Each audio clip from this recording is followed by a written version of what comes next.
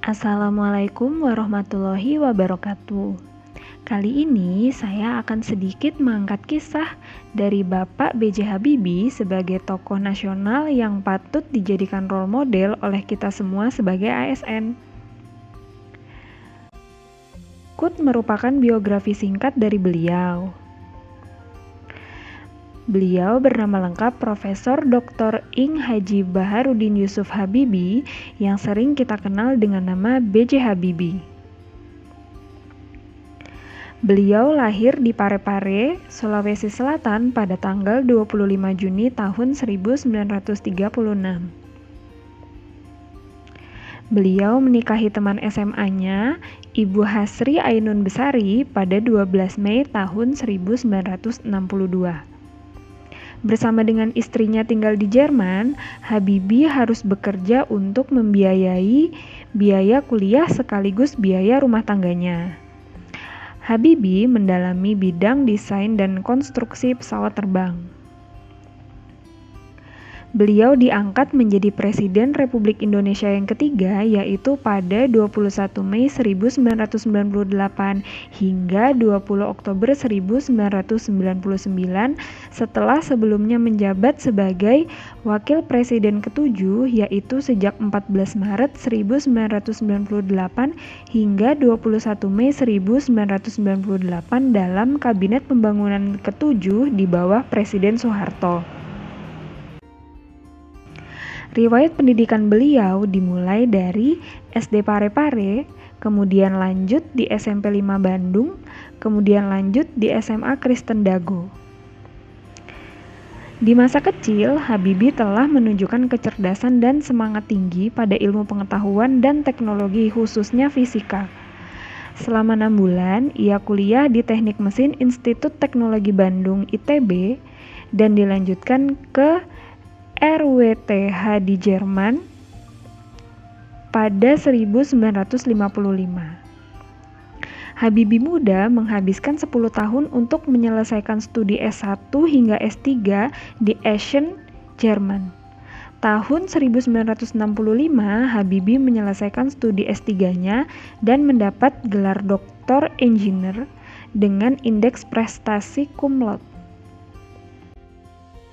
Setelah lulus, B.J. Habibie bekerja di MBB Hamburg pada 1965 hingga 1969 sebagai Kepala Penelitian dan Pengembangan pada Analisis Struktur Pesawat Terbang dan kemudian menjabat Kepala Divisi Metode dan Teknologi pada Industri Pesawat Terbang Komersial dan Militer di MBB. Atas kinerja dan kebriliannya, 4 tahun kemudian, Habibie dipercaya sebagai Vice President sekaligus Direktur Teknologi di MBB periode 1973 hingga 1978, serta menjadi penasihat senior bidang teknologi untuk Dewan Direktur MBB.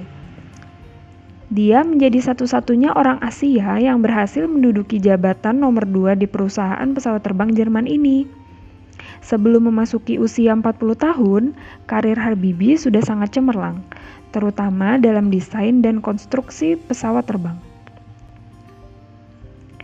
Pada tahun 1968, B.J. Habibie telah mengundang sejumlah insinyur untuk bekerja di industri pesawat terbang Jerman.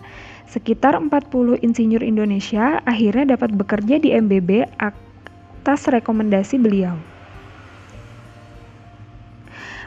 Presiden Soeharto mengirim Ibnu Sutowo ke Jerman untuk menemui seraya membujuk Habibie pulang ke Indonesia.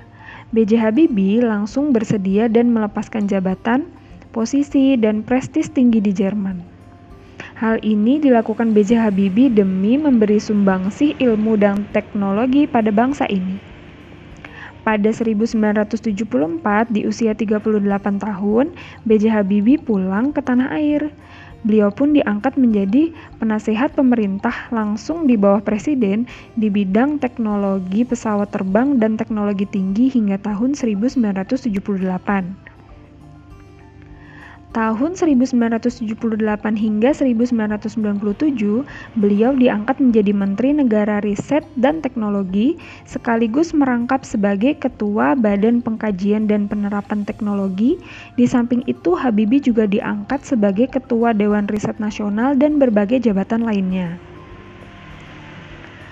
Puncak karir Habibie terjadi pada tahun 1998, di mana saat itu ia diangkat sebagai Presiden Republik Indonesia pada 21 Mei 1998 hingga 20 Oktober 1999.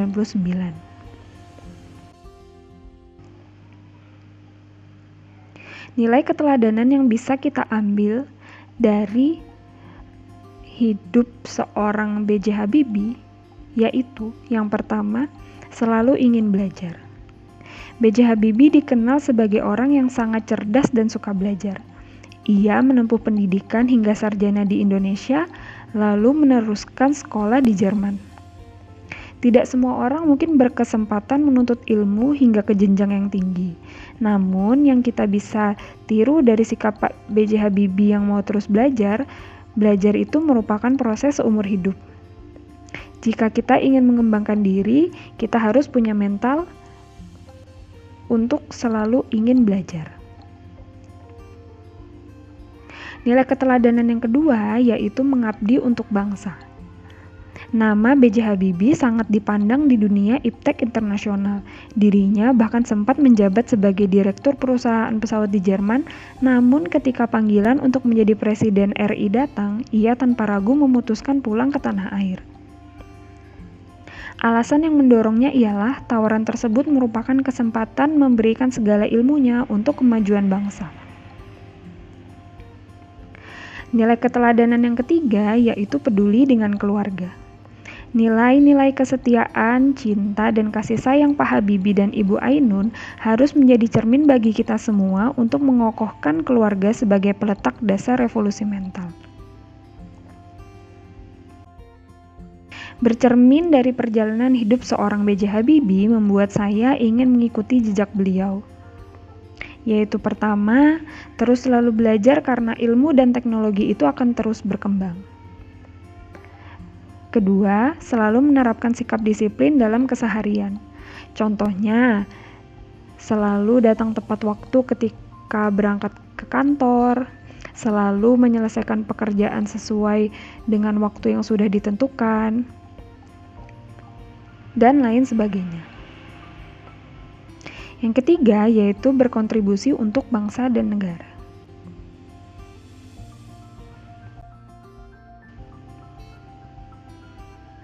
Sekian yang bisa saya sampaikan, kurang lebihnya mohon maaf, semoga bermanfaat untuk teman-teman semua. Assalamualaikum warahmatullahi wabarakatuh.